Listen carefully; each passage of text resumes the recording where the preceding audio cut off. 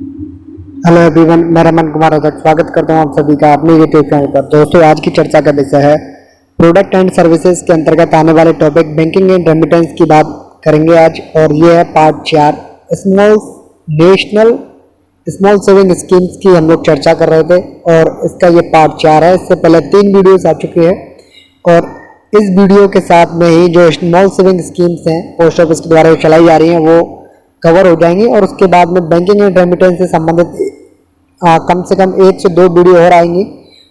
उसमें और भी जो टॉपिक्स रह जाएंगे उनको हम लोग कवर करेंगे। तो आज सबसे पहले जानते हैं सुकन्या समृद्धि अकाउंट के बारे में, जिसे शॉर्ट में SSA अकाउंट भी कहते हैं। तो सुकन्या समृद्धि अकाउंट को खोलने के लिए कोई भी गर्ल चाइल्ड जिसकी एज 10 साल से कम हो, यानी कि एक ऐसी लड़की, एक ऐसी बच्ची जिसकी एज 10 साल से कम हो, वो सुकन्या समृद्धि अकाउंट के तहत उनका खाता खोला जा सकता है। और मैक्सिमम एक फैमिली से 2 चाइल्ड की, यानी कि एक पिताजी के 2 बेटियों की जो खाते हैं वो खोले जा सकते हैं। अगर किसी परिवार में पहला जो बेबी है वो गर्ल है, उनका खोला जा सकता है। दूसरा भी अगर कोई लड़की है उसका भी खोला जा सकता है। लेकिन एक एबनॉर्मल कंडीशन में अगर सेकंड बेबी में या फिर जो एक साथ में 2 बच्चे जो होते हैं जैसे ट्विंस कहते हैं, अगर ट्विंस पैदा होते हैं तो एक साथ अगर वो ट्विंस दोनों ही लड़कियां हैं तो उस केस में जो अकाउंट्स है वो 3 हो सकते हैं। बाकी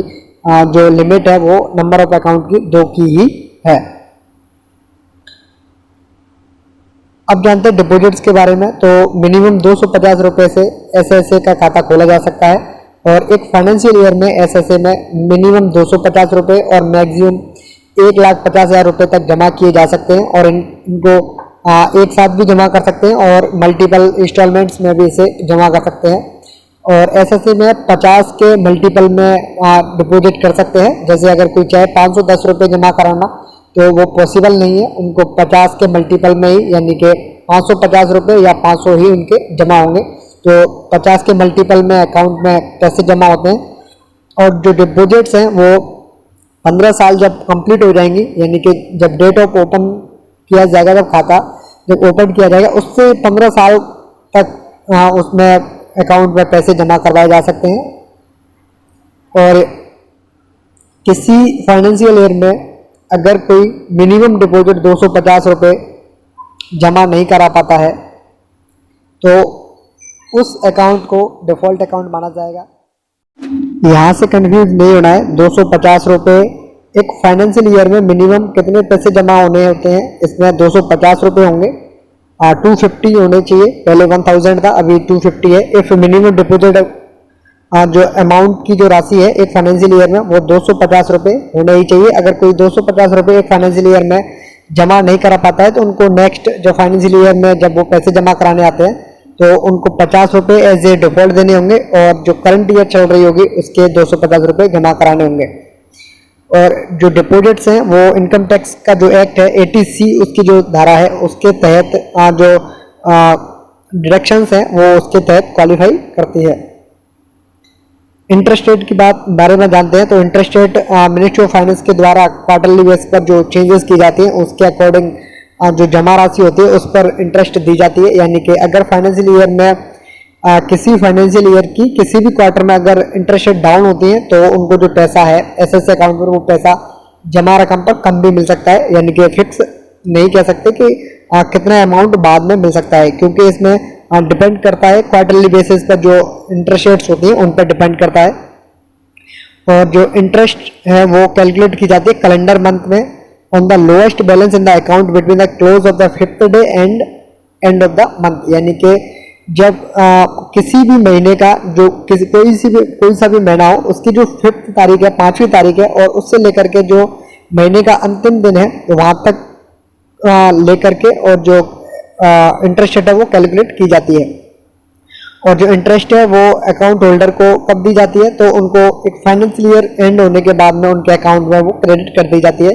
यानी कि अगर कोई व्यक्ति अप्रैल 2021 से आने वाली मार्च 2022 तक पैसे जमा कराता है तो जितना भी पैसा उनका जमा होगा उनको इंटरेस्ट रेट कब दी जाएगी तो उनको फाइनेंशियल ईयर 2021-22 है जो कि मार्च 2022 22 में जाके ख़त्म होगी, उसके बाद में उनके अकाउंट में पैसा है वो क्रेडिट कर दिया जाता है। यानी कि फाइनेंशियल ईयर पर जब फाइनेंशियल ईयर ख़त्म होती है उसके बाद में ही उनके अकाउंट में पैसा है वो क्रेडिट किया जाता है। और जो इनकम टैक्स का जो एक्ट है उसके तहत जो इंटरेस्ट जो भी अर्न की जाएगी वो टैक्स फ्री होती है, उस पर किसी भी प्रकार का टैक्स है वो नहीं देना पड़ता है। और अगर account can be operated by the guardian till the girl child attains the age of maturity that is 18 year. Basically ये है कि किसी भी खाते को कब तक ऑपरेट किया जा सकता है, तो एसएसए के अकाउंट को गर्ल चाइल्ड जब 18 ईयर की हो जाएगी, यानी कि जिस बच्चे के नाम से खाता होगा वो 18 की हो जाएगी, 18 वर्ष की उम्र हो जाएगी, वो जब तक अकाउंट है वो ऑपरेट किया जाएगा। नेक्स्ट जानते हैं विड्रॉल के बारे में। तो विड्रॉल किस तरीके से है, तो अगर किसी गर्ल चाइल्ड जो कि जिसकी एज 18 साल हो जाए या फिर वो 10th पास हो जाती है, या तो उनकी एज है वो 18 साल हो जाए या फिर वो 10th पास कर ले, दोनों में से कोई एक, उस समय पर जो अमाउंट है या कहें कि विड्रॉल है वो उसके लिए एलिजिबल हो जाते हैं। यानी कि अगर किसी का अकाउंट एसएसए अकाउंट है और गर्ल चाइल्ड की एज हो जाती है 18 ईयर, 18 साल की एज हो जाती है, तो वो विड्रॉल के लिए एलिजिबल हो जाते हैं। और विड्रॉल कितना मिलेगा, विड्रॉल मिलेगा जो फाइनेंशियल ईयर चल रही होगी जिसमें 18 ईयर्स होंगे उससे पहले जितना भी अमाउंट होगा उसका 50% जमा रकम का 50% एज ए विड्रॉल में मिल सकता है। और वो किस बेस पर मिलेगा, वो शादी के पर्पज से भी मिल सकता है, हायर एजुकेशन के लिए भी मिल सकता है, इस तरीके से उसका जो बेस है वो रहेगा। प्री मैच्योर करवा सकते हैं अकाउंट को, तो अकाउंट को प्री मैच्योर भी क्लोज करवा सकते हैं। कब करवा सकते हैं, 5 year of account opening on the following condition, यानी कि 5 वर्ष कंप्लीट होने के बाद में किसी भी अकाउंट को प्री मैच्योर रूप से क्लोज किया जा सकता है। लेकिन उसके लिए क्या कंडीशंस हैं, कंडीशंस ये है कि जो अकाउंट होल्डर है on the death of account holder, account holder कौन होता है इस केस में, तो इस केस में होता है जो गर्ल चाइल्ड होती है, बच्ची होती है, वही इस केस में अकाउंट होल्डर होती है। अगर उनकी डेथ हो जाती है तो अकाउंट ओपन होने के 5 साल बाद में प्री मैच्योर करवा सकते हैं। और from date of death to date of payment post office saving account interest will be payable. Basically ये है कि कोई गर्ल चाइल्ड है, मान लेते हैं कोई गर्ल चाइल्ड है और उनका अकाउंट है वो 2021 में ओपन होता है, किसी कारणवश उनकी जो डेथ है 2023 में होती है और 2023 तक जो पैसा है वो जमा होता है और उनका जो पेमेंट है वो प्री मैच्योर कब होगा, 2026 के बाद में उनका पैसा है वो दिया जाएगा। इस 3 साल में जो भी पैसा है, इस 3 साल में जितनी भी इंटरेस्ट रेट है वो एसएसए की ना दे करके पोस्ट ऑफिस का जो सेविंग अकाउंट होता है उसकी इंटरेस्ट रेट दी जाएगी। यानी कि जब डेथ होगी उससे लेकर के जब तक पेमेंट नहीं हो जाता, जब तक इंटरेस्ट रेट है वो एसएसए की ना दे करके पोस्ट ऑफिस के सेविंग अकाउंट की जो इंटरेस्ट रेट है वो एप्लीकेबल होंगे। और किस ग्राउंड पर कंपनसेट किया जा सकता है, तो life threatening disease of account holder, यानी कि अगर किसी अकाउंट होल्डर की जो डिसीज है लाइफ थ्रेटनिंग है, यानी कि जानलेवा बीमारी कह सकते हैं, या डेथ हो जाती है किसी भी गार्जियन की। बेसिकली ये है कि गर्ल चाइल्ड के नाम से अकाउंट खोला जाता है, मान लेते हैं गर्ल चाइल्ड का नाम ए है और उनके मदर या फादर के थ्रू ये अकाउंट चलाया जा रहा है और उनका जो ऑपरेटर ही है जो चलाने वाला है वो ही डेथ हो जाती है, उनकी भी डेथ हो जाती है, गार्जियन की भी डेथ हो जाती है, तो उस केस में क्या करना है, तो उस केस में भी मैच्योरिटी प्री मैच्योर क्लोजर है उसके लिए भी अकाउंट एलिजिबल हो जाता है। Complete documentation and application required for such closure, यानी ऐसे क्लोजर के लिए, ऐसे अकाउंट को क्लोज करने के लिए जो कंप्लीट डॉक्यूमेंटेशन है और एप्लीकेशन वगैरह है वो सारे फॉर्मेलिटीज है वो की जाती हैं। और मैच्योरिटी कब होगी, मैच्योरिटी होगी जब अकाउंट ओपन होगा उससे 21 साल होनी चाहिए, यानी कि गर्ल चाइल्ड है जो बच्ची है उसकी एज 21 नहीं होनी चाहिए। जो खाता है ना, जब से खाता खोला जाए, यानी कि अगर कोई खाता 2021 में खोला जाता है और गर्ल चाइल्ड की एज अगर इसमें 4 साल है, यानी कि 2021 में किसी गर्ल चाइल्ड की एज 4 साल हो जाती है और उनका जो खाता है वो कब क्लोज होगा, जा करके 2022 में होगा, क्योंकि अकाउंट जब से ओपन किया जाएगा तब से 21 साल हमें ऐड करनी है। गर्ल चाइल्ड की एज में 21 एज नहीं होनी चाहिए, यानी कि प्लस 17 साल बाद नहीं, टोटल 21 साल बाद, यानी कि जब से खाता खोला जाएगा प्लस उसमें 21 ईयर्स करनी है। गर्ल चाइल्ड की एज उस समय कितनी भी हो इससे कोई फर्क नहीं पड़ने वाला है। और कब क्लोज करवा सकते हैं? 18 साल की जब एज हो जाएगी, बच्ची की जब एज 18 साल की हो जाएगी, उससे पहले अगर कोई शादी करना, 18 साल के बाद में अगर कोई शादी करना चाहता है बच्चे की, अपनी गर्ल चाइल्ड की अगर कोई 18 साल की एज होने पर अगर कोई शादी करना चाहता है तो वो आप प्री मैच्योर क्लोज करवा सकते हैं, उस अकाउंट को मैच्योरिटी ले सकते हैं, लेकिन उस समय भी पैसा पूरा नहीं दिया जाएगा। अब जानते हैं नेशनल सेविंग स्कीम्स के बारे में, बेसिकली एनएससी के बारे में जानते हैं। तो एनएससी को कौन खुलवा सकता है? एक वयस्क व्यक्ति खुलवा सकता है। जॉइंट अकाउंट अगर खुलवाना है तो 3 वयस्क व्यक्ति जॉइंट अकाउंट खुलवा सकते हैं। गार्जियन किन के ब्याह पर खुलवा सकते हैं? अगर कोई माइनर हो उनके ब्याह पर गार्जियन का खोला जा सकता है, और अनसाउंड माइंड का कोई व्यक्ति है तो उनके ब्याह पर कोई गार्जियन भी खाता खुलवा सकता है। अगर कोई माइनर 10 साल से ज्यादा का है तो वो अपने नाम से भी एनएससी अकाउंट खुलवा सकते हैं। और मिनिमम 1000 रुपये से खाता खोला जाता है, 100 के मल्टीपल में खोला जाएगा, यानी कि अमाउंट अगर जमा होगा तो 100 के मल्टीपल्स में ही जमा होने वाला है। ऐसा नहीं है कि 1050 रुपये का एनएससी करवा लो, ऐसा पॉसिबल नहीं है, क्योंकि 100 के मल्टीपल में जमा करना होगा। एक व्यक्ति कितने भी अकाउंट खुलवा सकता है, एनएससी अकाउंट कितने भी खुलवा सकता है, और जो डिपॉजिट्स हैं एनएससी में वो क्वालिफाई करती हैं, जो कि इनकम टैक्स एक्ट का जो सेक्शन है 80C, उसके तहत जो भी डिडक्शंस है उसके लिए क्वालिफाई करता है। मैच्योरिटी क्या है? तो the deposit shall mature on completion of 5 year from the date of deposit. Basically ये कि जब से अकाउंट खोला जाएगा तब से 5 साल बाद में इसे मैच्योर करवा सकते हैं। मैच्योरिटी का टाइम है 5 साल। प्लेस करवा सकते हैं, बिल्कुल करवा सकते हैं। एनएससी को प्लेस करवाया जा सकता है, ट्रांसफर करवाया जा सकता है एज ए सिक्योरिटी। और उसके लिए क्या करना होगा? उसके लिए एप्लीकेशन फॉर्म देनी होगी, संबंधित पोस्ट ऑफिस में जाना पड़ेगा, और वहां से जो एक्सेप्टेंस लेटर है प्लेजी का वो लेना होगा। और ट्रांसफर भी करवा सकते हैं। किन किन के लिए करवा सकते हैं? अथॉरिटीज कौन कौन है?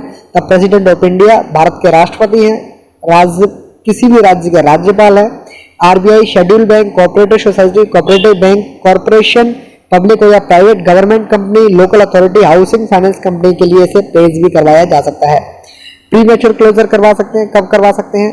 तो नॉर्मल कंडीशंस में तो होता नहीं है। एनएससी को प्री मैच्योर क्लोज करवाना नॉर्मल कंडीशन में कहें तो, सरल भाषा में कहें तो एनएससी को प्री मैच्योर करवाना पॉसिबल नहीं होता है, लेकिन कुछ कंडीशंस में करवा सकते हैं। कौन कौन सी कंडीशन है उसके लिए? अगर कोई सिंगल अकाउंट है, किसी व्यक्ति का सिंगल अकाउंट है, किसी व्यक्ति का सिंगल अकाउंट है और उनकी डेथ हो जाती है तो प्री मैच्योर क्लोज करवा सकते हैं। या फिर किसी व्यक्ति का, अगर कोई व्यक्ति और एनी और all accounts holder in a joint account, इसे भी क्लोज करवा सकता है।